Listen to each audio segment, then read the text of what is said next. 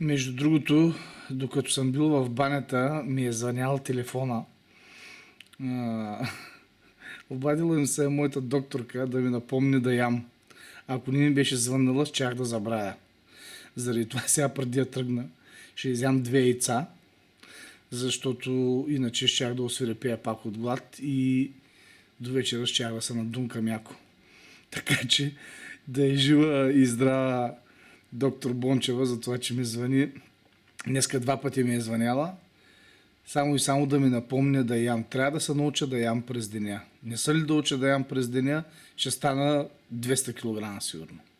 3-4 пъти на ден. Минимум. Така че сега отивам да си беля яйца. Имам там няколко яйца в хладилника и да ям. Колко е трудно човек да си създаде правилен режим за едно нещо. Ето сега, примерно, пак си взимах студен душ. Колкото пъти да се къпя на ден, всеки път аз си вземам студен душ. Направил съм си такъв навик в моя живот, така съм го изградил, че просто няма мърдане. Абсолютно е невъзможно аз да вляза под душа и да не си взема студен душ.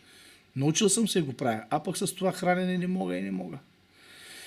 Ако за 15 дни се науча да се храня, мисля, че после ще ми остане за цял живот, ама не се. Така че отивам да ям варени яйца.